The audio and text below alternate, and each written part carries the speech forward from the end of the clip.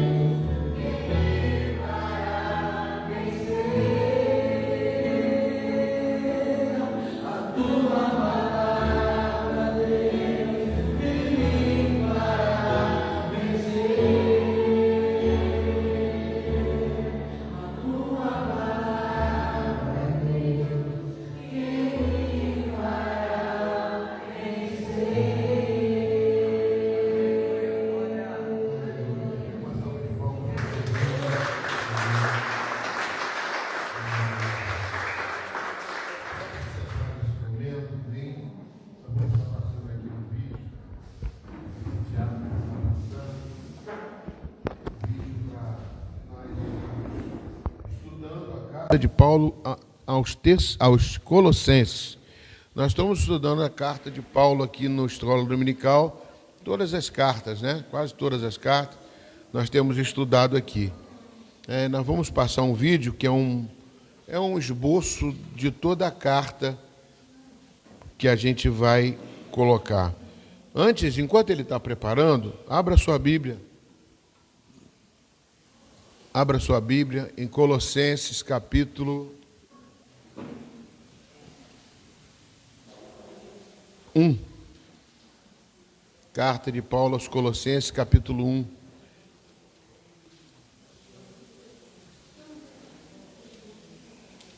Amém?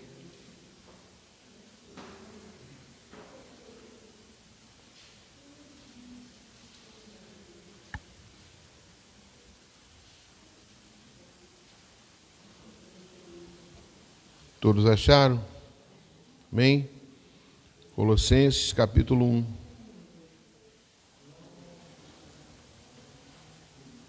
Diz a palavra do Senhor: Paulo, apóstolo de Jesus Cristo, Cristo Jesus, por vontade de Deus, e o irmão Timóteo, aos santos e fiéis irmãos em Cristo, que se encontram em Colossos, graça e paz a vós outros, da parte de Deus, nosso Pai.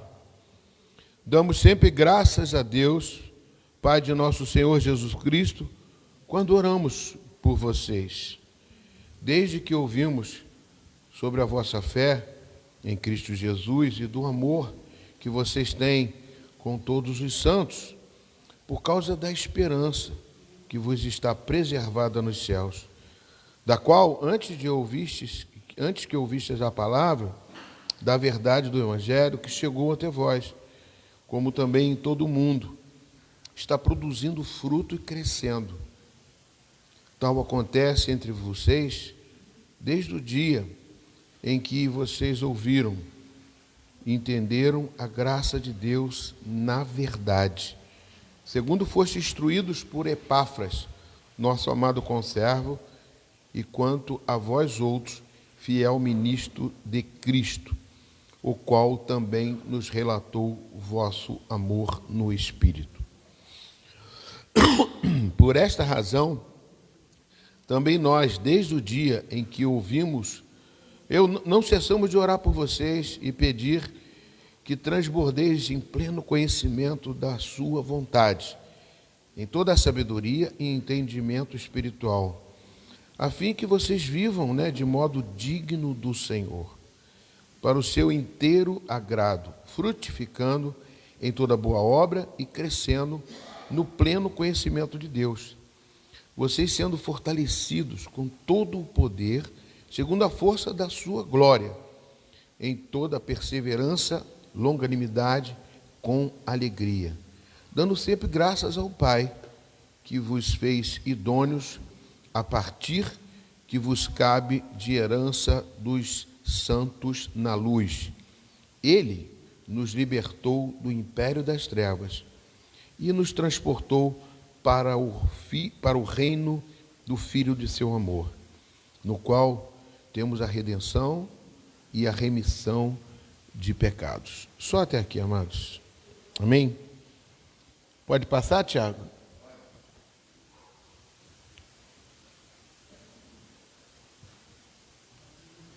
Então, vamos passar um esboço aqui rapidamente, para que vocês possam ter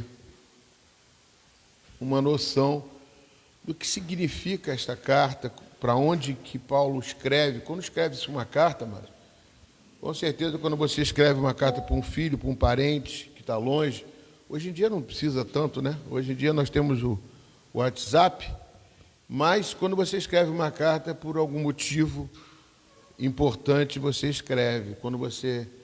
E Paulo fez isso aos Colossenses. Pode passar, tá, Tiago? A hora que quiser.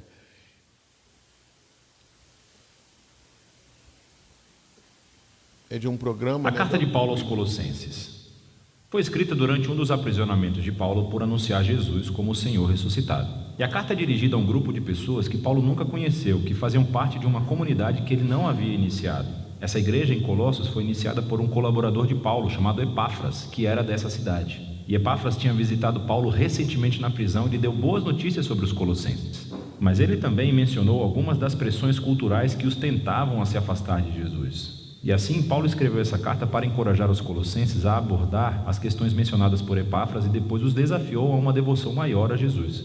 O conceito e o fluxo da carta são bem fáceis de seguir. O movimento de abertura se concentra em Jesus como o Messias exaltado. Paulo então mostra como seu sofrimento na prisão é para Jesus exaltado. E então ele aborda as pressões que tentam os colossenses a se afastarem de Jesus. Depois disso, ele explora um novo modo de vida que a ressurreição de Jesus criou para eles. Então, a carta começa com 2 orações. Paulo primeiro agradece a Deus por ter ouvido de Epáfras que os colossenses têm sido totalmente fiéis a Jesus, mostrando amor a Deus e ao próximo, tudo por causa da esperança que tem na nova criação que Jesus tem reservado para eles. E então ele continua orando para que eles cresçam em sabedoria e em compreensão sobre Jesus. E aqui Paulo coloca um poema para ajudar os colossenses e nós a fazer exatamente isso. É a peça central do capítulo 1, um poema sobre o Messias que foi crucificado e exaltado. Tem 2 estrofes paralelas e é cheio de linguagem e imagens dos livros de Gênesis e Êxodo, dos Salmos e dos Provérbios. A primeira estrofe fala como Jesus é a verdadeira imagem de Deus. Nele, o caráter pleno e o propósito de Deus são demonstrados em um ser humano. Ele é o primogênito, uma frase do Antigo Testamento sobre o estatuto real de Jesus sobre toda a criação. Ele compartilha a identidade do único verdadeiro Deus Criador. E através dele, toda a realidade, todos os poderes e autoridades espirituais e humanos foram criados. É em Jesus que descobrimos o Messias como o próprio autor e rei da criação. E assim, na segunda estrofe, também descobrimos que ele é o único que pode trazer uma nova criação. Ele é a cabeça de um novo corpo, referindo-se ao povo de Jesus, que é a nova humanidade exemplificada através da existência da sua própria ressurreição. Nele habita a gloriosa presença do templo de Deus. E assim, é através da morte e da ressurreição de Jesus que Deus se reconciliou com toda a humanidade, com todos os poderes espirituais, com toda a criação. É um poema notável e Paulo continuará se referindo a ele ao longo da carta. Então, ele primeiro mostra como a verdade desse poema transforma a sua própria experiência de sofrimento na prisão. Ele está sendo punido por anunciar ao mundo grego e romano que Jesus ressuscitado é Senhor e Rei de tudo e de todos. E assim, o seu sofrimento, pensa ele, não é um sinal de derrota, mas sim a maneira dele participar do sofrimento de Jesus como um ato de amor. E desse modo, as suas dificuldades são na verdade motivo de alegria. Ele está preso pela notícia surpreendente que o Messias ressuscitado de Israel está criando uma nova família multiétnica e muito mais. Assim como a glória divina habitava em Jesus, Jesus também habita no meio de sua família internacional. Ou, como Paulo diz, o Messias que está em todos vocês é a esperança da glória. Paulo então aborda as pressões culturais que estão tentando os colossenses a se afastarem de Jesus. Eles foram confrontados com uma combinação de politeísmo místico junto com uma pressão para obedecerem às leis da Torá. Então, todos esses novos cristãos cresceram adorando os vários deuses gregos e romanos que governavam diferentes partes da vida humana. E muitos simplesmente adicionaram Jesus como mais uma divindade que eles poderiam adorar. Houve também uma grande pressão da comunidade cristã judaica para que esses não-judeus demonstrassem o seu compromisso com o Messias, adicionando a observância às leis encontradas na Torá. Especificamente, ele menciona a adoção de uma dieta kosher, a observação dos dias sagrados e a circuncisão. É muito parecido com o problema que ele abordou na carta aos Gálatas. Para Paulo, ceder a qualquer uma dessas tentações é se comprometer. Demonstra uma falha no entendimento sobre quem Jesus realmente é e o que ele fez por você. Os colossenses viviam com medo de poderes espirituais e espíritos elementais, como Paulo os chamava. Mas Jesus triunfou sobre estes através da sua morte e ressurreição e libertou os colossenses de qualquer obrigação. Da mesma forma, Jesus cumpriu em nosso nome todas as leis da Torá que, de qualquer maneira, nunca tiveram o poder de transformar o coração humano egoísta. E assim, o que Jesus fez em vida, sua morte e ressurreição, não carece de nada. Não precisa ser complementado com o seguimento das leis. E de qualquer maneira, ele é a realidade para a qual todas as leis da Torá estavam apontando. Em vez das leis, os seguidores de Jesus têm o poder da ressurreição para mudá-los, que é o que ele vai explorar. Seguir a Jesus significa unir-se à sua nova humanidade, porque as suas vidas agora se uniram à vida de Jesus ressuscitado.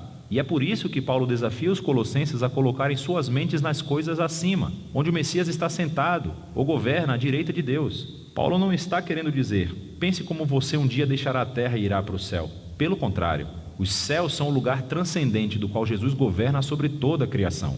E, a partir daí, um dia ele voltará aqui para transformar todas as coisas. Ou como Paulo diz, quando o Messias é revelado, você também será revelado com ele na glória. Então, Paulo os desafia a viver no presente como os novos seres humanos que eles um dia serão.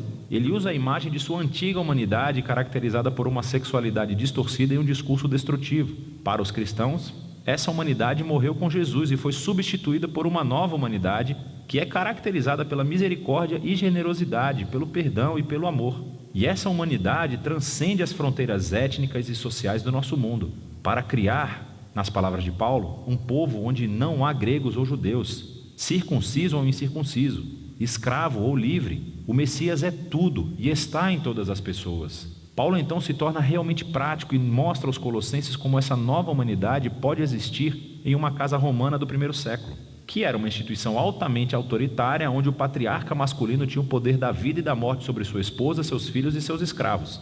Não é bem assim uma família cristã. Aqui, o Jesus ressuscitado é o verdadeiro Senhor. E assim, no Senhor, a esposa permite que o seu marido seja responsável por ela. E o marido está sujeito a Jesus, amando a sua esposa e colocando o bem-estar dela acima do seu.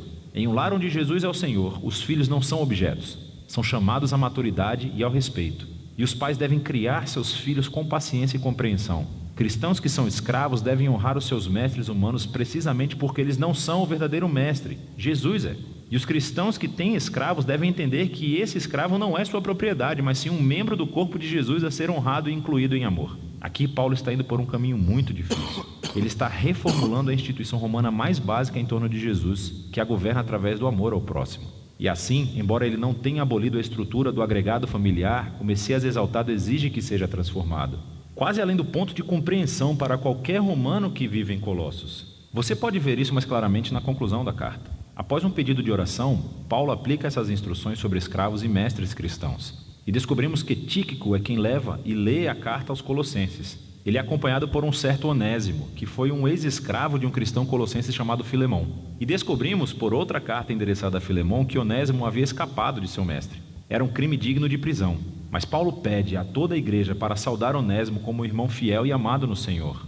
E então, na carta a Filemão, Paulo diz que ele deveria receber Onésimo não mais como escravo, senão como irmão. Ele termina a carta em grande estilo. Na carta aos Colossenses, Paulo nos convida a ver que nenhuma parte da existência humana permanece intocada pelo domínio amoroso e libertador de Jesus ressuscitado. O nosso sofrimento, a nossa tentação de abdicar os nossos valores, do nosso caráter moral, a dinâmica em poder em nossos lares, tudo isso deve ser reexaminado e transformado. Somos convidados a viver no presente como se a nova criação tivesse realmente chegado quando Jesus ressuscitou dos mortos. E é disso que se trata a carta aos Colossenses. Amém, queridos. Vocês viram o conteúdo do estudo que temos para dar, né? Ele envolve a idolatria, né? E envolve família, e envolve muitas particularidades que hoje nós temos. Por que nós estudamos isso? Porque essa carta não foi só aos Colossenses. Por isso que ela ficou nos cânones. Para que nós possamos aprender com o apóstolo Paulo como viver neste mundo tenebroso, né? Paulo escreveu essa carta, mas na prisão. Né? Nós já estudamos isso aqui, que Paulo teve na prisão, uma primeira prisão, que eu coloquei no estudo de vocês, que eu passei no grupo EBD, na primeira prisão, sua prisão em Roma, né? Onde ele podia receber visitas, porque essa prisão, ele foi condenado por causa através da acusação dos judeus, que falavam que ele veio para burlar as leis de Moisés, que ele era um herege, que estava querendo se impor sobre a liderança, tomar partido de que Jesus Cristo era o rei, e outras coisas mais, falando que coisas que não eram coerentes com a lei judaica. E nisso, a prisão dele não foi tão austera. Ele ficou preso no próprio palácio de Roma pela guarda pretoriana. E Paulo, quando estava lá na guarda, ele tinha liberdade, inclusive foi uma casa alugada. Ele ficou lá e pôde escrever, né? Pôde fazer escrito, receber visitas, como ele recebeu a de Epáfras, que relatou tudo sobre a igreja de Colossos. E a igreja de Colossos, amados, era uma igreja que estava crescendo muito. Uma igreja que foi fundada por causa de Paulo, que visitou a Efésios, lá em Éfeso, ele ficou em Éfeso durante 3 anos. E nesses 3 anos que ele ficou lá, ele tinha províncias, ou seja, cidades próximas, locais próximos, aonde ele pôde também expandir o evangelho. Por isso que ele ficou 3 anos em Éfeso, para poder que ele pudesse também colocar tanto lá em Colossos, como também em Herápolis, que era uma outra cidade próxima, e Laodiceia, ou seja, ele formou ali uma comunidade, ele fez um trabalho que abrangeu bastante gente dentro desse trabalho que ele estava fazendo em Éfeso. Ele não esteve em Colossos, ele mandou um enviado, um fiel discípulo dele para ministrar a palavra lá, que era chamado de Epáfras, e que foi muito bem sucedido e que trouxe mensagens para Paulo quais eram as dificuldades que ele estava tendo na igreja. E ele, Paulo, como o sucessor, como o apóstolo, como o homem responsável, ele escreve essa carta para ser lida não somente na igreja de Colossos, mas também em Laodiceia e também na igreja de Herápolis, onde tinham outras igrejas juntas, né? Então, Paulo ali faz esse trabalho. E isso serve para nós, com certeza. Tem muitas coisas importantes aqui dentro que nós vamos aprender estudando esta carta. Amém, queridos? Como eu coloquei aqui. Depois, pastor, mas ele teve na primeira prisão, ele teve outras prisões? Teve. A segunda prisão dele, ele teve entre uma prisão e a outra, teve um espaço aí que ele ficou em Roma, né, que ele escreveu umas 2 cartas. Uma carta foi para Timóteo e outra para Tito. E depois ele foi preso pela segunda vez, culpado de ser o incentivador do incêndio de Roma, e aí ele já estava condenado à morte. Ele escreve a segunda carta de Paulo a Timóteo. Na carta de Paulo aos Colossenses é um livro, né, do Novo Testamento da Bíblia. Foi escrita pelo apóstolo Paulo para a igreja em Colossos, uma cidade da Ásia Menor, atual Turquia, hoje é a Turquia.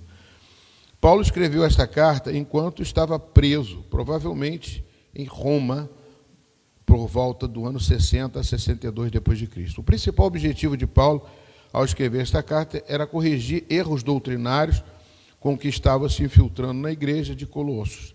Esses erros incluíam uma combinação de judaísmo, filosofias gregas e práticas pagãs, como foi dito aqui, né? E que estavam desviando os cristãos da verdadeira fé em Cristo. O que acontece hoje em dia também, né, amados? Tantos os caminhos que se oferece para desviar o teu foco, que é Jesus Cristo. A gente se esquece, amado, a gente acha que o evangelho é uma coisa boa, maravilhosa, e que a gente se usufrui dela, só se usufrui, só se apega, mas eu tive meditando nesse período agora sobre Jesus e a sua equipe. Eu fiquei buscando, inclusive fiz um trabalho, quinta-feira, fiz uma ministração sobre esse fato. Jesus, quando montou a sua equipe, ele orou. Jesus orava para buscar a sua equipe, para buscar aqueles que estavam juntos com ele. E escolheu 12 pessoas para estar ali na liderança. Ele formou uma equipe, a qual essa equipe era uma equipe que trabalhava muito com ele, estava junto com ele, né? E um desses era Judas. E Judas, amados, ele foi o gestor financeiro da equipe de Jesus. Não pensa que ele não era gestor, porque ele teve vários momentos que ele introduz ali uma opinião. Inclusive, quando multiplicou os pães e peixes, né, ele com certeza, para comprar pão e peixe tem que ir em tal lugar. Ele tinha uma visão muito intelectual, muito inteligente. Judas chegou e falou, não, mas vai ter que gastar 200 denários e vai ter que se percorrer um bom caminho. E isso é uma coisa difícil. E Judas era tão respeitado dentro dos discípulos, que quando Jesus foi falar quem era o acusado, quem era aquele que ia o trair, Jesus chegou e falou assim, a quem eu der o pão molhado, né? Ninguém acusou Judas, ninguém se preocupou. Judas era uma pessoa respeitada entre os discípulos. Judas esteve em todas as incursões de Jesus Cristo, naqueles 70 que entraram nas casas, que oraram. Judas participou da ressurreição de Lázaro. Ele estava sempre monitorando. Quando Jesus, ali na carta de João, onde os discípulos vão fazer compras e Jesus fica com a mulher samaritana, Judas estava junto. Eu fiz uma comparação de Judas, só para encerrar esse raciocínio que eu tive.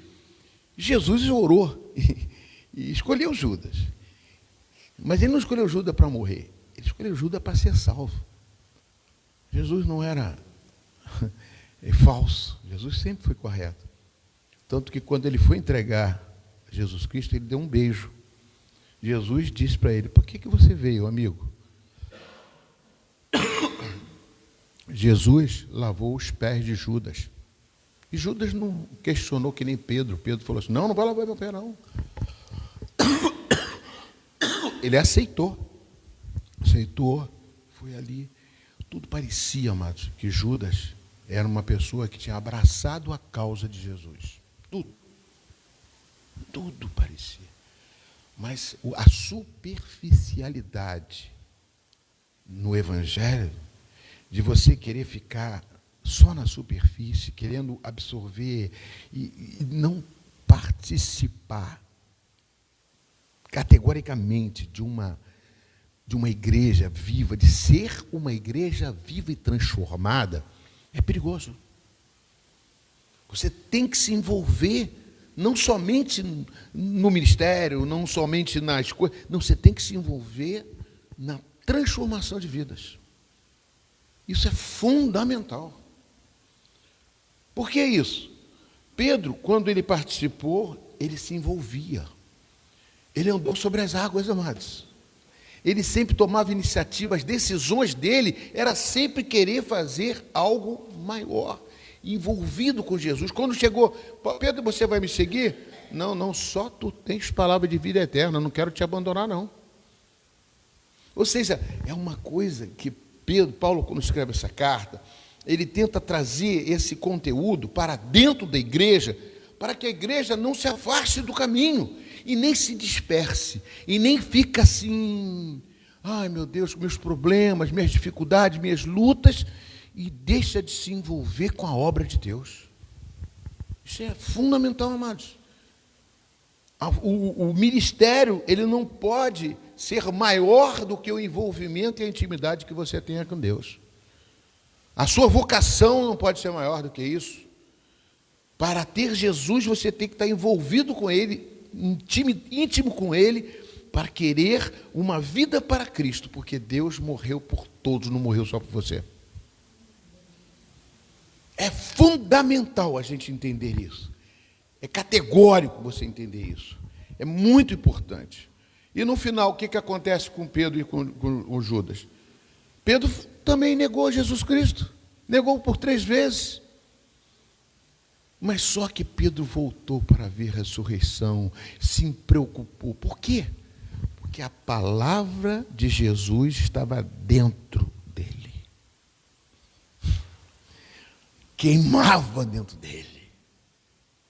A palavra de Deus, ele estava dentro dele. Judas não estava a palavra. Ele não procurou Jesus. Ele podia procurar Jesus. Depois que entregou, fez aquilo tudo, ele podia procurar Jesus. E Jesus ia recebê-lo. Imagina Jesus vendo ele sendo enforcado, devolvendo aquelas 30 moedas de prata para o sacerdote, dizendo que aquilo era preço de sangue. Não, os sacerdotes não aceitaram. Imagina Jesus vendo tudo aquilo. Por que isso? Você andou comigo tanto tempo. Por que você não voltou? Mesmo você tendo me entregue, você poderia... Mas aí entra um tal chamado orgulho próprio, que não quer se doar, não quer se... Arrependimento. Não é remorso, é arrependimento. Eu pequei contra Deus, eu tenho que estar arrependido. Eu não tenho vergonha de dizer que eu pequei contra Deus. Nem estando na igreja, nem estando fora da igreja. Eu tenho que estar sempre voltado para isso. Essa carta ela vai trazer essas coisas. Que Epáfras, que foi o portador dessas mensagens para Paulo, a igreja está funcionando assim. E estou com os problemas assim, porque problemas tinha em todas as igrejas na época de Paulo também. Paulo, amados, tinha gente dentro da igreja que queria mal dele. Queria o pior para ele. Como pessoas que acreditavam que a circuncisão era necessária para que pudesse fazer com que um cristão fosse mais cristão ainda, por ser descendente de Abraão, Isaac e Jacó. É muito difícil você, sendo um judeu, imaginar com a cabeça de um judeu que tinha, até o momento, as leis da Torá, como foi falado aqui, que é a Bíblia. Torá é a Bíblia do Antigo Testamento. Que tudo aquilo que Moisés fez, tudo aquilo que fez, estava na mente daquela pessoa, a pessoa apagar, deletar tudo isso, e chegar e falar assim, não, você não precisa circuncidar mais no 8º dia, você não precisa mais fazer isso, não, você não, acabou, Jesus Cristo, ele veio cumprir a lei, você não precisa mais seguir a lei. É muito difícil, amados. Então, aqueles homens, eles começaram a pregar isso, influenciados, e muitos daqueles ali não queriam, que Paulo atrapalhava, porque Paulo, o próprio cristianismo, estava dividindo ali um grupo de pessoas. Muito difícil, amados. E nós temos as nossas dificuldades. Mas o que Deus quer que eu passe para vocês é que vocês se envolvam mais, sejam íntimos cada vez mais com Cristo. E para ser íntimo, amados, tem que entrar no meio de uma roda, onde pessoas que vão ser apedrejadas, você entra no meio da roda e fala para aqueles que vão apedrejar, ó, quem tiver pecado, quem não tiver pecado, atira a primeira pedra. Se envolver diretamente com os problemas das pessoas. Para recuperar Maria Madalena, Jesus ficou ali no meio daquele povo que poderia apedrejá-lo também. Nós vivemos mais neste mundo para viver com nossa família, como nós vamos falar aqui, para educar a nossa família cristã e não com as coisas desse mundo, porque depois para tirar é difícil. Então nós temos que ter perseverança. Ele fala, eu vejo que essa igreja tem amor, tem fé e tem perseverança. Paulo escreve isso. No início da carta ele dá aquele, eu sei que vocês estão assim, e eu não quero que vocês sejam influenciados. Por que eu dou aula de escola dominical e às vezes vem pouca gente, mas eu continuo insistindo? Porque eu toco nas feridas, nas situações em que vocês estão precisando. A irmã levantou o braço, pode falar?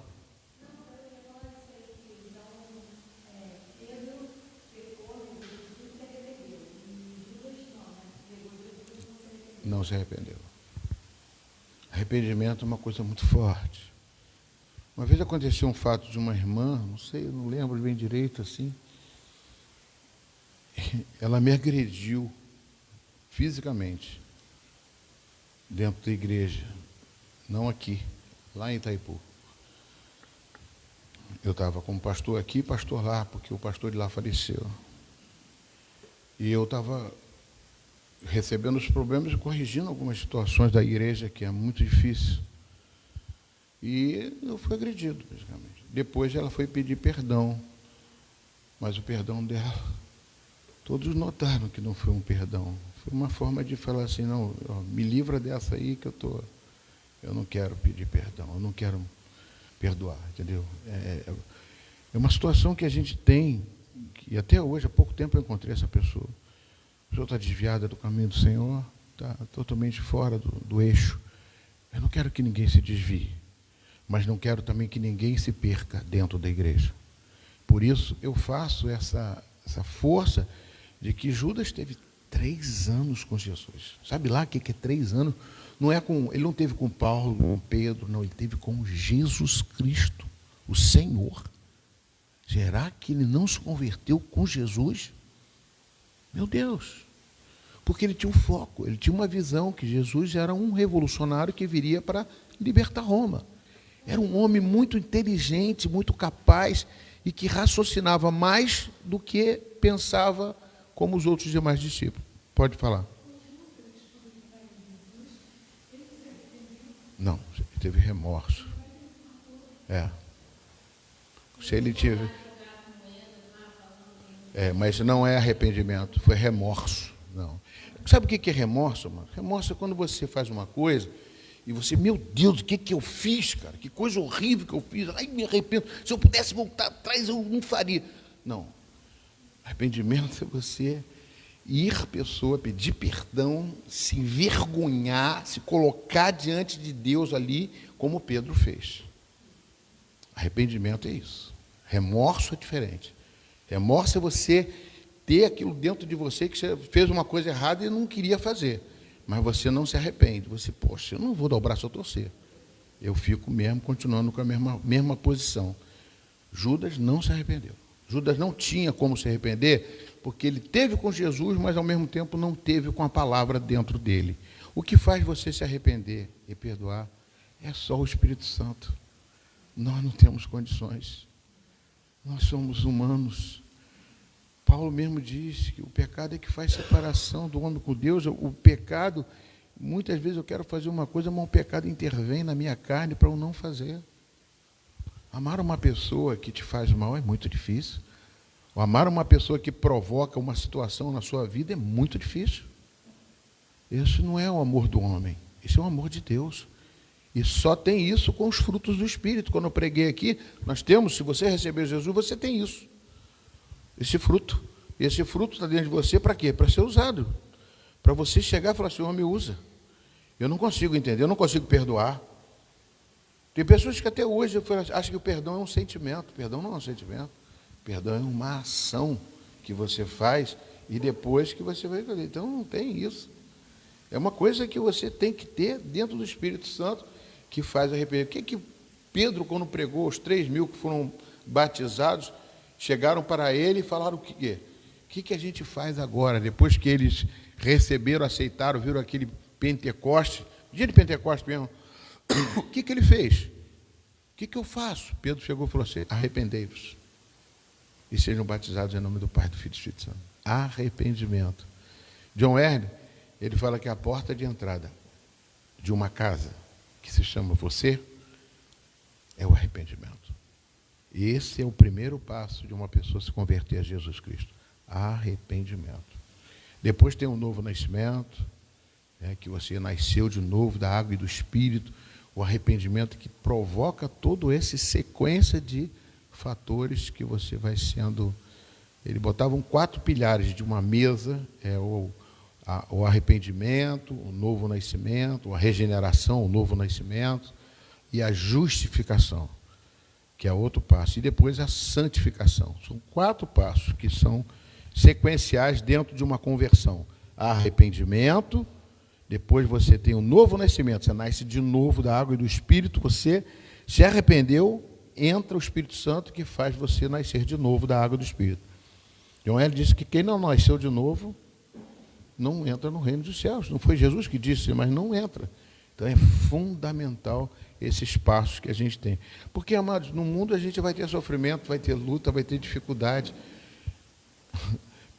Paulo escreveu, você acha que uma pessoa, depois de sofrer tanto por causa do Evangelho, Paulo sofreu pelo Evangelho, tanto que foi preso. Você acha que uma pessoa que sofreu tanto dentro do Evangelho ia se preocupar com uma igreja que está com problemas? Escrever carta para essa igreja dentro de uma cadeia? O que é isso, amados? Ele está pensando nele? Não, ele está pensando na missão que ele veio fazer. Quem vai se preocupar com a vida dele é o Senhor. Se ele vai partir da glória, decapitado como foi, misericórdia. Ah, mas eu não vou ser, você não é Paulo. Paulo tinha uma missão muito grande, o diabo queria matar, acabar com ele o mais rápido possível, porque ele foi que deflagrou todo o evangelho ao mundo todo. Aqui ele está dentro da Ásia, em Colossos ele está dentro da Ásia Menor, né? Ali, Colossos não era uma cidade muito grande, tinha em torno de 10 mil pessoas, mas Efésios era uma comunidade de 300 mil pessoas. Ele ficou em Éfeso. Ali ele trabalhou muito porque tinha uma entidade ali muito grande, que era a Diana de Efésios. Ele até escreveu para a carta de Efésios sobre a armadura de Deus, que é bem conhecido. Então ele fez ali um trabalho bem grande. Inclusive ali ele viu o Apolo crescer, viu essas coisas todas acontecer. Mas dali, ele mandou emissário, mandou pessoas fiéis a ele, que foram pregar em outros lugares, tanto fiéis a ele, que foi visitar ele lá em Roma, para poder, a igreja de Colossenses, prestar conta para Paulo, lá na cadeia, dizendo, isso é muito bom, isso é muito maravilhoso. Vamos continuar aqui, mas eu queria... O versículo 1, a gente tem a ceia do Senhor hoje. Ele diz, Paulo, apóstolo de Cristo Jesus, por vontade de Deus, e o irmão Timóteo, que era parceiro dele, que tem até as 2 cartas lá de Paulo a Timóteo, que era companheiro de Paulo, andava junto com ele, aos santos e fiéis irmãos em Cristo. Eu só queria colocar esse termo, Hoje em dia, a gente não falar que uma pessoa é santa, eu vou chamar os irmãos agora, os santos. Vocês são santos. Isso é uma força muito forte. Mano. O que é santo? Santo não significa você ser uma imagem de escultura, não. Santo não significa que você não peca. Não. Santo significa que você é separado para Deus. Só isso, separado para Deus. Então, aos santos, ele tinha esse vocabulário que ele usava, porque vocês são santos. Não, pastor, não sou não, é santo sim. Não, que longe de mim, pastor. Não, você é santo sim. Porque você tem a santidade de Deus dentro de você. E essa santidade quer explorar você. Como assim, pastor? Explorar? É explorar. Explorar no sentido de tornar você cada vez mais santo. Deus falava assim, e Pedro também escreve isso, sede santos, porque eu sou santo. A santidade faz parte. Sem santificação, ninguém verá o Senhor. Santificação é uma ação de se santificar cada vez mais, se separar para Deus. Eu aprendo cada dia mais. Como que eu aprendo? Com os confrontos. Amados, os confrontos me faz ser santo, separado para Deus. Difícil, às vezes, é disciplina.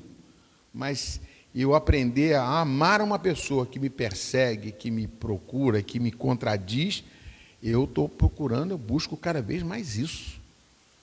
Porque eu tenho que ser separado para Deus, eu tenho que amar todos. Hoje estou muito feliz aqui de ver a Ágata aqui, a quem eu batizei pequenininha. Eu tenho certeza que quando sair daqui, ela não vai ser a mesma pessoa. Porque é um encontro de Deus. Batizei a mãe dela também, Ana Cláudia. Lembro que foi muito difícil, mas que foi uma baita de uma conversão. E que ela tem muito para dar. E Deus quer muito usar ela. Em nome de Jesus. Eu louvo a Deus com essas aparições. Surgem. Como diz meu genro, parece um ninja. Apareceu na minha vida. É muito grato estar com você aqui. Então, mas ser santo é ser separado para Deus. Ele bota isso, fiéis em Cristo encontram aos santos e fiéis. Ai, a palavra fiel é tão boa. Fiel. Fiel é uma coisa que a pessoa é o Epáfra que foi fiel a tudo que fez. Porque Paulo enviou ele, mas ele reconheceu em Paulo. Tem um texto aqui que eu vou ler para vocês depois, que eu vou dar continuidade aqui para a gente encerrar, que eu quero ir até um certo ponto. Aos santos e fiéis em Cristo que se encontram em Colossos, graça e paz a vós outros da parte de Deus, nosso Pai. Damos sempre graças a Deus e Pai, ao nosso Senhor Jesus Cristo, quando oramos por vocês. Então,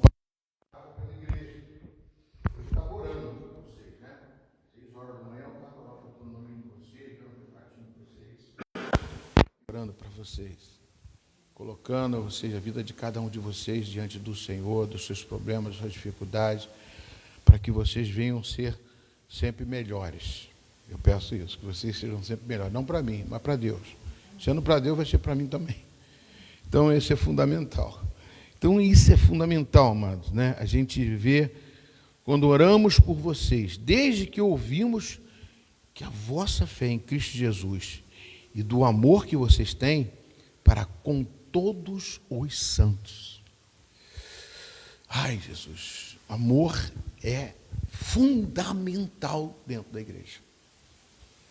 Tem pessoas diferentes, pessoas que não são afins a mim, não são afins a você, mas não importa. Você não precisa morar com essa pessoa, mas você precisa amar essa pessoa.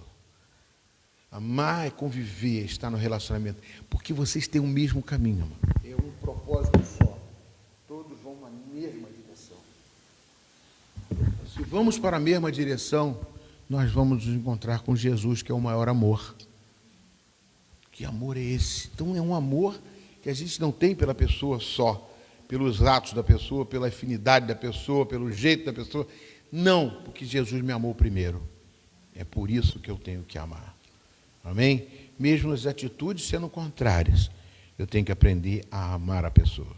Então ele louva a Deus, ele orava por esse motivo, né? Desde que ouvimos que a vossa fé em Cristo Jesus e o amor que tendes uns para com os outros, né? Com todos os santos, por causa da esperança que está preservada nos céus. Esperança preservada no céu, como eu falei.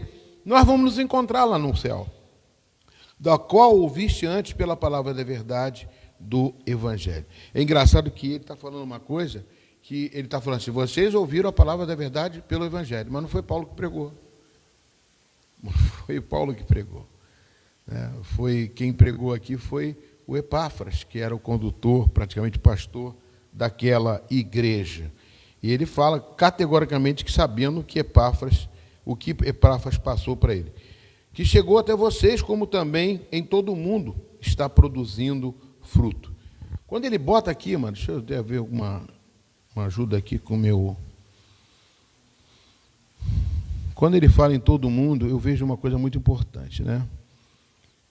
Primeiro, o versículo 2, a identidade de Paulo, junto com os discípulos, fiel Timóteo, palavra santa usada por Paulo aos fiéis em Cristo, e versículo 3, 4 e 5, há marcas de uma igreja madura, né? Fé, amor e esperança. Isso é fundamental numa igreja madura.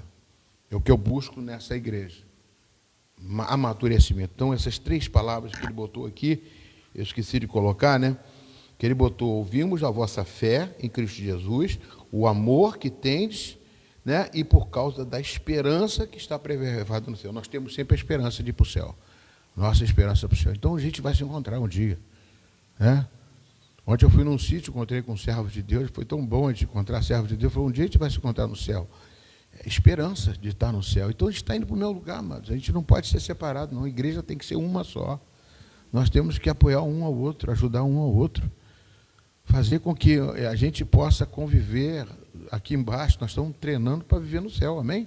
Isso aqui é um laboratório para viver no céu. Então a gente tem que amar um ao outro, amém? Jesus amou Judas até o último momento. Lá no último momento beijou, ele falou, amigo, para que vieste? E se Judas voltasse a falar com ele, com certeza Jesus ia receber Judas, como recebeu Pedro, que foi aquele mais parceiro dele que negou ele 3 vezes, né? Continuando aqui, amados, deixa eu ver aqui. Então, versículo 3, 4, 5, marcas de uma igreja madura, fé, amor e esperança. Versículo 6, que chegou a vós, né, vocês, todo mundo, a visão de alcance de todo mundo. O que é essa visão de Paulo? Paulo estava pensando em alcançar o mundo todo. Porque, amados, uma vez sendo pregado o evangelho em todo mundo, Jesus vai voltar. É verdade, pastor? Está escrito em Mateus capítulo 24.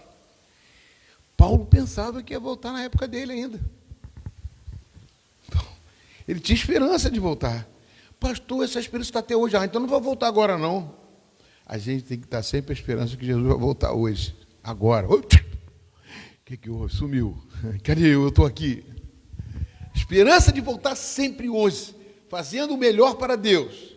Você está fazendo o melhor para Deus? Você está agradando o seu irmão? Está agradando o seu pastor? Só um pouquinho.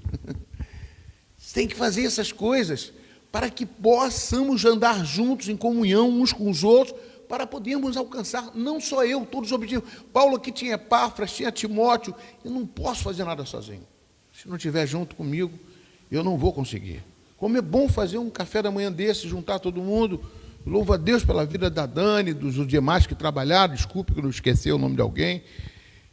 É bom ter esses focos de unidade, de comunhão, como nós vamos fazer o nosso retiro lá em novembro. Tem sido uma luta para a gente conseguir aquilo que a gente pensa é o melhor para você, estarem juntos conosco, para poder buscar a Deus juntos. Isso é fundamental. O ano passado foi muito bom. Nós temos que procurar essa unidade. Eu penso até em mais, eu até falei, eu quero mais. Eu estou procurando que a gente vá passar um sábado inteiro num sítio, sei lá onde, que a gente fique reunido, trazendo uma palavra e brincando à tarde, uma coisa assim que possa nos unir cada vez mais. E pensar não somente na unidade ali, mas a unidade de fazer diferença e convidar pessoas, ser uma igreja alegre, viva. É isso que faz parte do evangelho que Paulo pede aos Colossenses.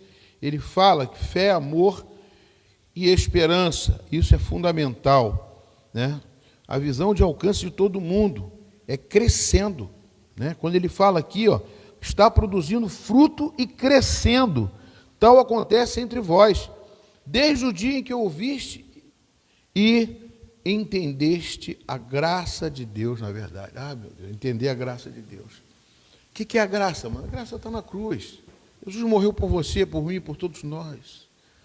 Como é bom a gente saber que essa graça nos envolveu, nos alcançou. Amados, tanta gente perdida nesse mundo e a gente foi alcançado. Somos privilegiados por essa graça. E nós temos que fazer que aumente, cresça.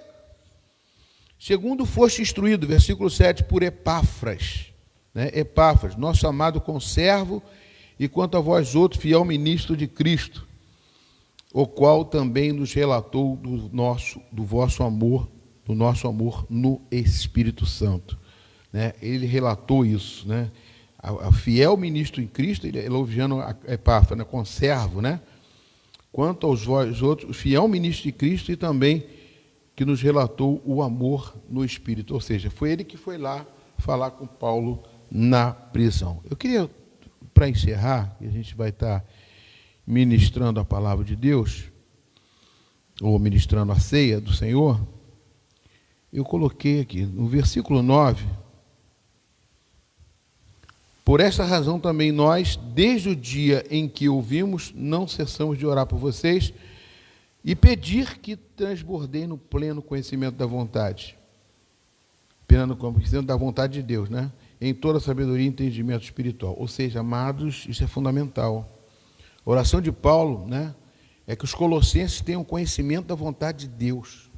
Eu oro por vocês para que vocês tenham conhecimento da vontade de Deus. E que justamente vocês tenham entendimento, sabedoria e entendimento espiritual dessa vontade de Deus para poder fazer a vontade dele. Nós temos que fazer a vontade do Papai do Céu, amados, não a nossa. A vontade de Deus é superior à nossa. E tudo que você faz para Deus, você está fazendo para você também. Entendeu? E no versículo 13 e 14, ele nos libertou do império das trevas e nos transportou para o reino do Filho do seu amor, no qual temos a redenção, a remissão de pecados. Amados, redenção. Ele tirou você das trevas. E você não vai voltar mais. Você não pode mais sentir vontade de voltar. O teu pensamento já não é igual ao do mundo. O teu pensamento é Cristo, é Jesus. Ele está à frente de você. Isso é fundamental.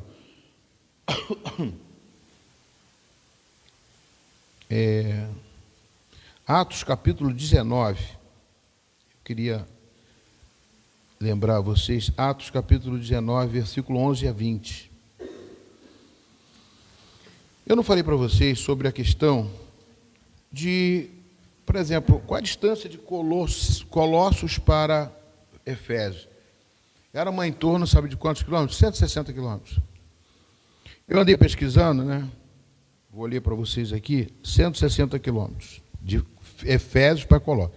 Paulo estava em Éfeso. Para Colossos tinha 160 quilômetros. É Atos 19, de 11 a 20, eu vou ler com vocês. Então, amados, essa distância é muito grande para aquela época. Naquela época, as viagens eram feitas principalmente a pé ou com a ajuda de animais, como burros e cavalos, jumentos e cavalos. As entradas do Império Romano eram bem desenvolvidas e mantidas, facilitando o comércio e a comunicação entre as cidades. Essas estradas permitiam uma relativa segurança e eficiência nas viagens, embora ainda fossem demoradas e existisse esforço físico significativo. Para percorrer 160 quilômetros, Paulo, de Colossos, porque ele mandou gente de Éfeso para Colossos. Dependendo das condições da estrada e de modo da viagem, poderia levar a 4 a 6 dias de viagem a pé. Se fosse viajasse montado, poderia fazer um trajeto um pouco mais rápido. Essas viagens não eram leves, envolvendo preparativos para alimentação, água, descanso. Eu estou colocando só isso para ver como que eles faziam naquela época, para poder o evangelho caminhar rápido. Eles não mediam esforços para isso. Isso é tremendo, amados. Qual o esforço que você se faz para fazer que o evangelho chegue a uma pessoa? Para você trazer uma pessoa para a igreja? Para você convencer uma pessoa que Cristo é o caminho? Qual o esforço que você faz? Talvez você já tenha tanto conhecimento bíblico, já estudou tanto, já ouviu tanto. E o mais importante é você ter esse esforço para isso, amados. Como vale a pena um esforço para isso. E uma das coisas que aconteceu em Colossos, foi porque a fama de Paulo alcançou lá. O evangelho que Paulo pregava em Éfeso chegou até Colossos. Foi comentado. Por que foi comentado? Eu vou ler para vocês agora Atos, capítulo 19, de 11 a 20. Só de 11 a 20 para a gente encerrar aqui o estudo, em nome de Jesus. Amém? Todos acharam? E Deus, pelas mãos de Paulo, fazia milagres extraordinários, a ponto de levarem aos enfermos lenços e aventais do seu uso pessoal, diante dos quais as enfermidades fugiam de suas vítimas, e os espíritos malignos se retiravam. E alguns judeus exorcistas ambulantes tentaram invocar o nome do Senhor Jesus sob processo de espíritos malignos, dizendo: esconjuro-vos por Jesus, a quem Paulo prega. E os que faziam isso eram 7 filhos de um judeu chamado Seva, sumo sacerdote. Mas o espírito maligno lhe respondeu: conheço a Jesus e sei quem é Paulo. Mas vocês, quem vocês são? E o processo do espírito maligno saltou sobre ele, subjugando a todos, a tal modo prevaleceu contra eles que, desnudos e feridos, fugiram daquela casa. Chegou este fato ao conhecimento de todos, assim, judeus como gregos, habitantes de Éfeso. Veio o temor sobre todos eles, e o nome do Senhor Jesus era engrandecido. Muitos dos que creram vieram confessando e denunciando publicamente as suas próprias obras. Também muitos dos que haviam praticado as artes mágicas, reunindo os seus livros e queimavam diante de todos. Calculados os seus preços, achou-se que montavam 50 mil denários. 50 mil reais, podemos dizer, ou até mais. Assim a palavra do Senhor crescia e prevalecia poderosamente. O que é que nós precisamos, amados? E esses judeus aqui, né, se achavam maiores do que Paulo. Foram invocar a presença de Deus do Paulo. Importante que ele diz aqui uma coisa, né? Eu conheço a Paulo. Olha só, ele diz assim: e alguns judeus assim, esconjuros a quem Paulo prega, e os que faziam eram 7. Ele disse: mas o espírito maligno lhe respondeu: eu conheço a Jesus e sei quem é Paulo. Deus sabe quem é você. O diabo sabe quem é você. O que você está fazendo? Qual esforço que você faz pelo que Deus está feito na sua vida? Qual esforço? Sinto saudade, estou vendo Rita ali, o Zeca. Amém? Deus abençoe vocês. Que nós batemos na tua porta, quando a gente fazia evangelismo, domingo de manhã, saía daqui, batia de porta em porta. E batemos na porta dessa irmãzinha ali. Ó. E o evangelho entrou lá, né? E foi uma benção.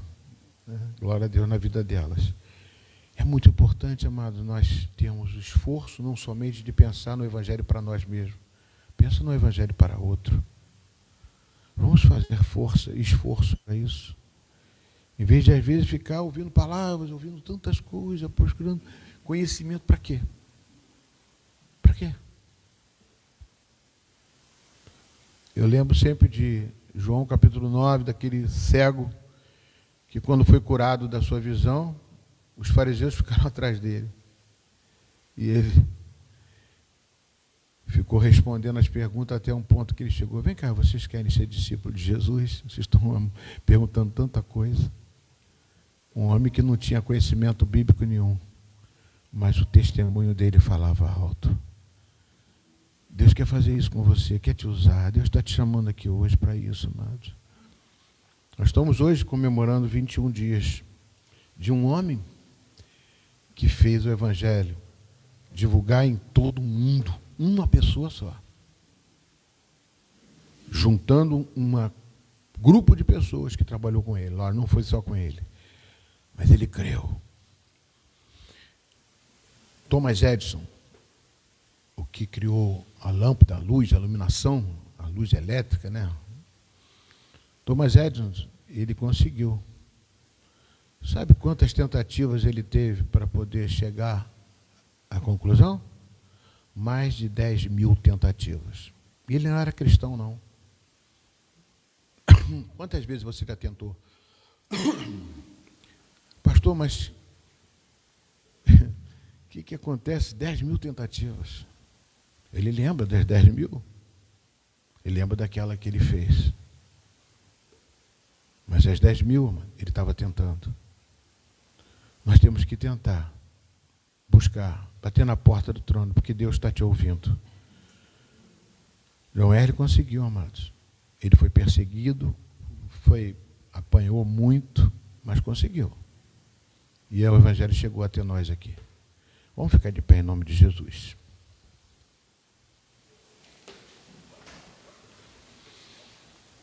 Senhor, em nome de Jesus, Pai, eu entrego a vida de cada um dos teus filhos nas tuas mãos, clamando a Ti, Senhor Deus, pela responsabilidade do Evangelho, da qual nós estamos envolvidos, da qual nós somos, ó Pai, aqueles que Deus enviou aqui nesta terra, para que possamos fazer diferença na vida de outras pessoas. Portanto, ministra no coração dos teus filhos agora, Pai, esse estudo, Pai, que eles possam estar aqui mais vezes, ó Pai, recebendo essa unção, recebendo essa graça de Deus, esse conhecimento da Tua palavra que vai muito mais além, muito mais, como foi louvado aqui, daquilo que pensamos ou agimos. Como diz em Isaías 55, os seus pensamentos são muito maiores que os nossos, ó Pai. Ministra no coração dos teus filhos, dos teus servos, ó Pai. Em nome de Jesus, ó Pai, não importa, Senhor Deus, as dificuldades, as lutas, porque o Senhor estará à frente das nossas batalhas. Muito mais quando nós estivermos servindo e fazendo a Tua obra. O Senhor vai se colocar e vai doar muito mais forças para nós, ó Pai, para alcançarmos e vermos essa igreja cheia de pessoas, crescendo e frutificando, como disse aqui. Pai, que nós possamos não falar de nós mesmos, mas falar do Jesus que transformou a nossa vida, que mudou a nossa visão, que dá-nos a direção, que não temos outros deuses, só temos um só, basta. E é Jesus Cristo, nosso Senhor e Salvador. Ministra no coração dos teus filhos, ó Pai, quebra todas as barreiras, as dificuldades, as lutas, ó Pai, em nome de Jesus, ó Pai. Eu oro por eles, ó Pai, para que eles tenham um maior conhecimento, como Paulo orou, da vontade do Senhor na vida deles, do propósito que o Senhor tem na vida deles. Que nada pode impedir, Senhor Deus, aquilo que Tu tens, do testemunho que eles têm dentro dele, que o Senhor selou com o Espírito de Deus, para que eles não fiquem na superficialidade, ou então somente na gratuidade que existe o Evangelho, de ficar servindo ao Senhor, Pai, mas de se esforçar, Senhor, de trazer, ó Pai, pessoas para cá, usar o tempo, não com coisas que às vezes vão ficar somente em nós, mas coisas que vão servir para nós fazermos a Tua obra.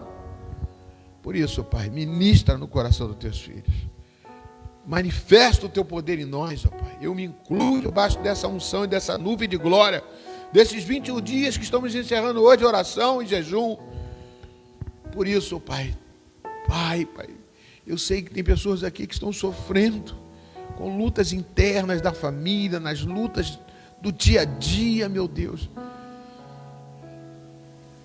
Mas isso, Pai, nunca pode impedir a separação daquilo que estamos chamados. Somos chamados para uma missão, meu Deus. E se formos colocar os pés na missão, Senhor Deus, coisas vão acontecer que a gente nem imagina, Pai.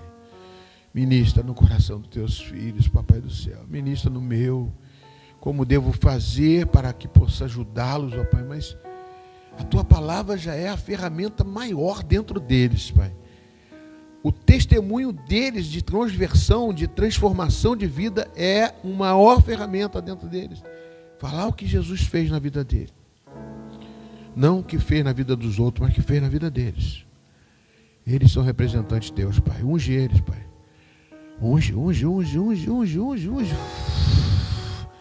Manifesta o poder de Deus na vida deles.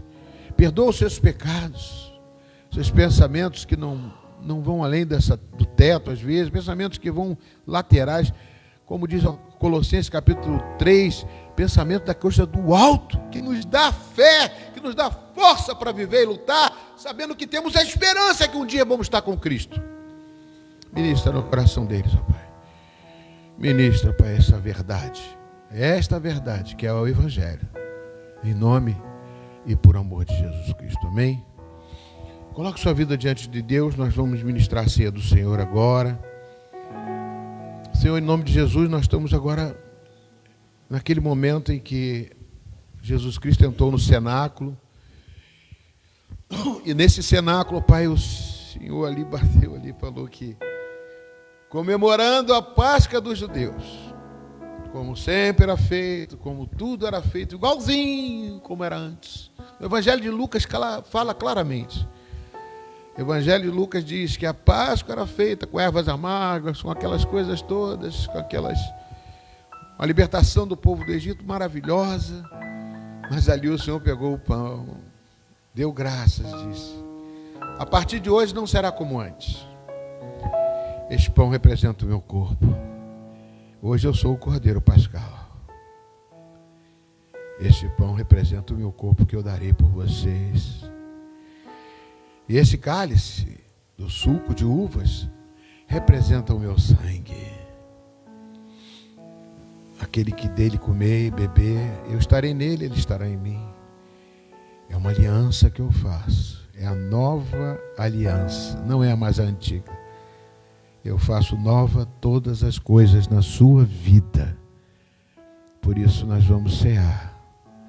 É o momento de você pedir perdão dos seus pecados, das suas falhas, daquilo que você fez que não agradou ao Senhor, palavras que você proferiu que não levou a lugar nenhum, palavras que não construíram, destruíram. A nossa palavra não pode correr água doce e água salgada. Temos que correr só água doce. Doce significa ali palavras de edificação e não palavras de maldição. Perdoa-nos, ó Pai, por todas as vezes que proferimos palavras que não trazem edificação. Fala conosco, meu Pai. Nós queremos ser cada vez mais teus e menos nossos. Mais seus e menos eu. Por isso, Senhor Deus, fala conosco. Abençoa estes elementos da ceia, que é o pão e o suco de uva que ali estão, como sacerdócio, dentro do sacerdócio, né, trazendo pela hierarquia, eu abençoo como o Senhor abençoou. O pão representa o corpo de Cristo, que quando comermos, estaremos renovando a nossa aliança da graça de Deus na cruz do Calvário. E o suco de uva representa o teu sangue, que também beberemos e representa o sangue do Cordeiro Jesus Cristo. Em nome e por amor de Jesus, repetem comigo. Senhor meu Deus, perdoa os meus pecados, por pensamentos, por palavras e por atitudes. Tudo que eu fiz que não te agradou, me perdoa. Em nome de Jesus, amém. Vamos estar se dirigindo ali para pegar a nossa ceia em nome de Jesus. Amém?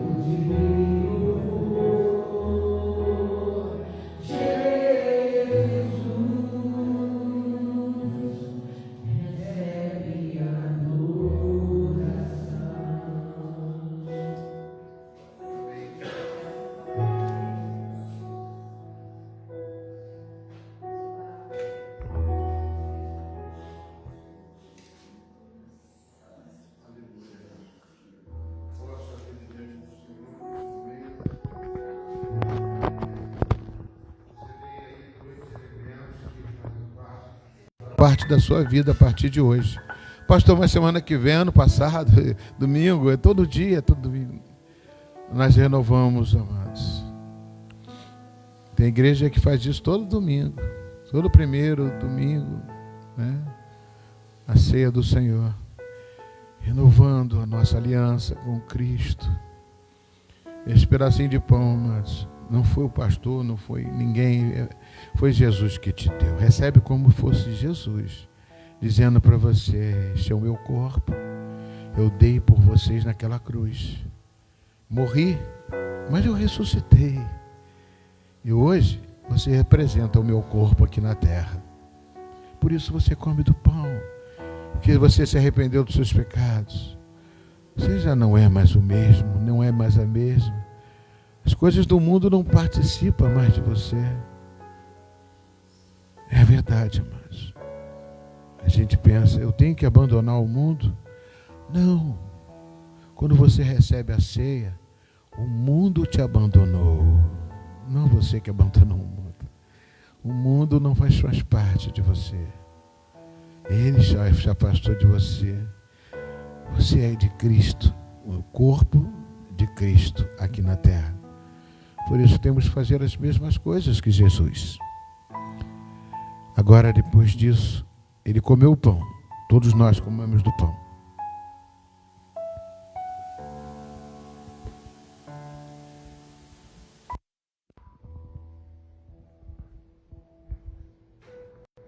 Esse pão foi partido, amados. Era um pão só. Foi cortado. Um pão grandão, cortaram em fatias, né, pela empresa. E depois cortaram em pedacinhos pequenos, mas ele é um pão só. O teu irmão comeu um pedacinho igual o seu, o mesmo pão. É um pão só.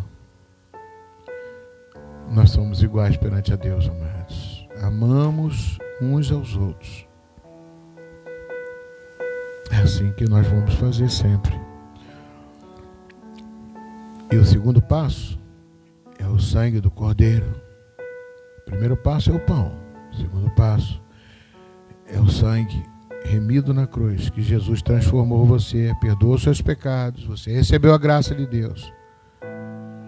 Neste momento, bebamos juntos do cálice do Senhor.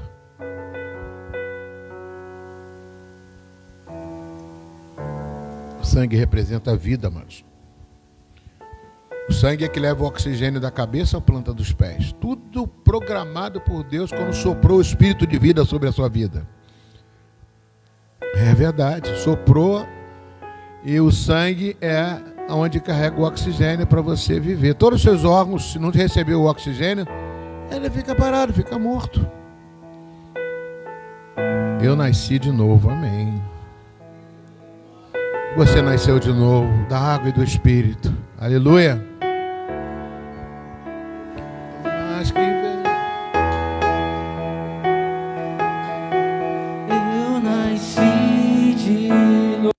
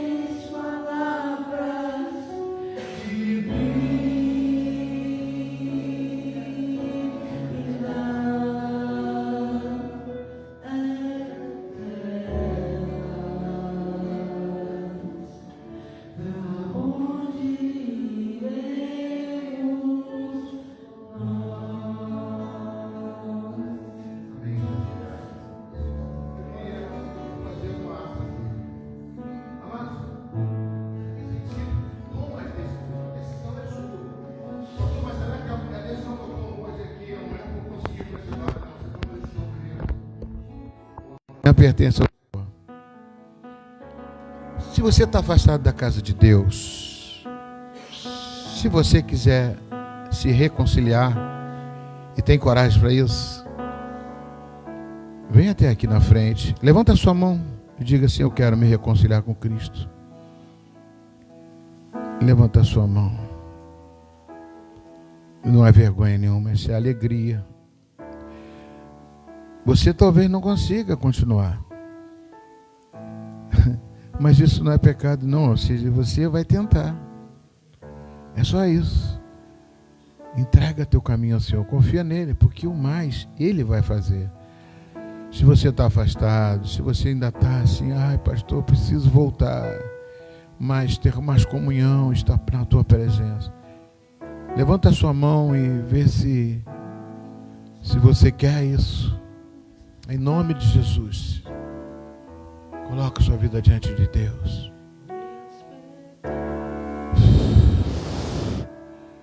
Eu vou orar com você para que o que está te impedindo caia por terra. Se tem orgulho, se tem tristeza, se tem vergonha, isso vai cair por terra. A vergonha cai por terra porque você vai ser um bem-sucedido na vida, não sem vergonha, mas a vergonha não vai te impedir. Senhor, em nome de Jesus, coloco todas as vidas diante de Ti.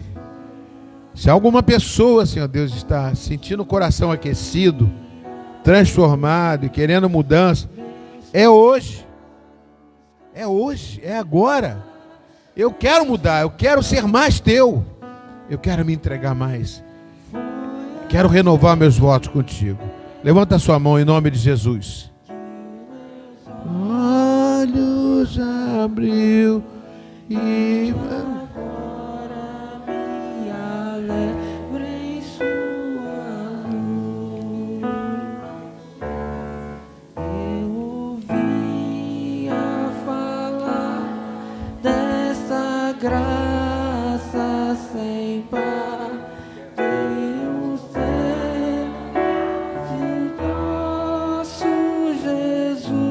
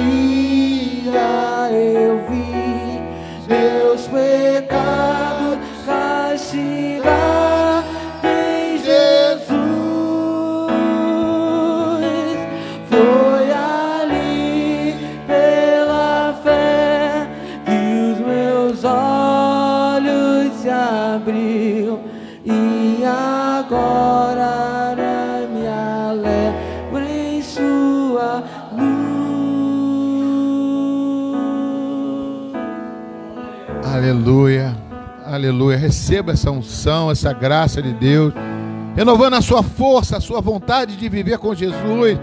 Está na presença desse Deus maravilhoso. Ele está dentro de você. Receba essa unção, receba. Fala em línguas, glorifica esse Deus. Se vem línguas na tua boca, fala em línguas. Glorifica esse Deus maravilhoso. Glorifica, você é dele, ele é seu. Você é dele, ele é seu. Você é dele, ele é seu. Aleluia. Oh, obrigado, Jesus, pela tua unção, pelo derramar do teu Espírito. Obrigado, Jesus, pelo teu poder, pela tua cura, pelo teu milagre. Neve, algo mais que neve. Glória a Deus.